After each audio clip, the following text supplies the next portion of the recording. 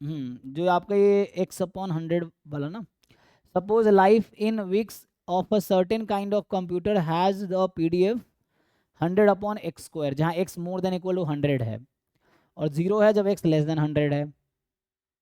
So what is the probability that none of the three such component will have to be replaced? Actually ये क्यों apply, इस तरह question जहाँ में आते नहीं, it's a stochastic process type का क्वेश्चन है. देखते हैं. So what is the probability that none of the three components will have to be replaced during the first 50 weeks of operation? इसका मतलब लाइफ टाइम जो है 150 वीक से ज़्यादा है, यही ना. और suppose that life in weeks of a certain kind of computer has PDF. तो लाइक ऐसा है कि x1 x2 कितने कंपोनेंट की बात कर रहा है, 3 कंपोनेंट है. So x1 x2 x3 are IID with the given PDF जो दे रखा है आपको कि given PDF is 100 upon x square जब x more than equal to 100. ठीक. अब क्या कहना चाह रहा है कि क्या प्रोबेबिलिटी है, तो x1 x2 x3 represent life time of that component. ठीक.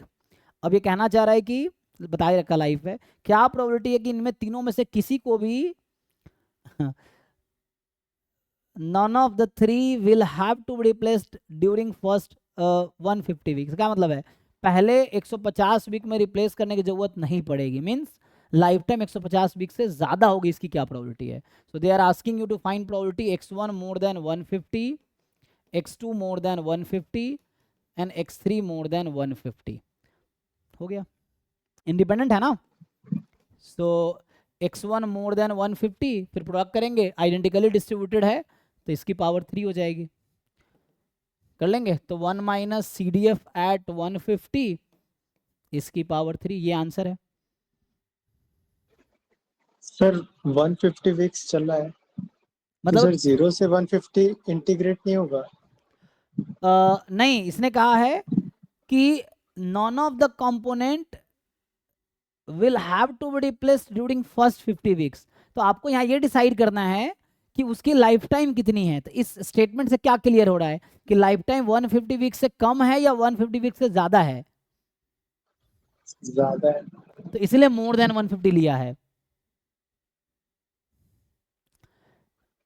तो आप कैसे निकालेंगे ये प्रोबेबिलिटी? अगर मैं इंडिविजुअली एक की बात करूं तो कैसे निकालेंगे प्रोबेबिलिटी? इसको छोड़ दीजिए, मैं सीधा सीधा बात करता हूं. तो ये कैसे सर आएगा, समझ गया, फिर क्या आ गया? 150 से इन्फिनिटी ये आ जाएगा.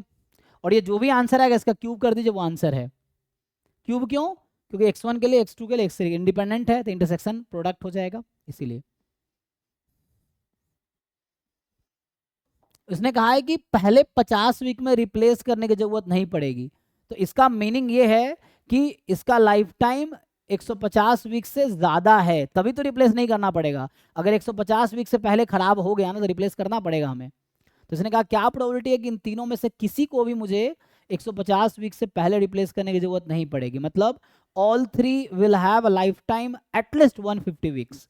सो एटलीस्ट 150 वीक्स, एटलीस्ट. तो more than, at least equal to लगा सकते हो, मोर देन इक्वल टू. तो कंटिन्यूस से कोई फर्क तो पड़ता नहीं है. ठीक है ना, तो ये हो जाएगा. जी अमित बताइए क्या पूछ रहे थे आप. हाँ तो सर वो क्वेश्चन में जो डिटरमिनेंट में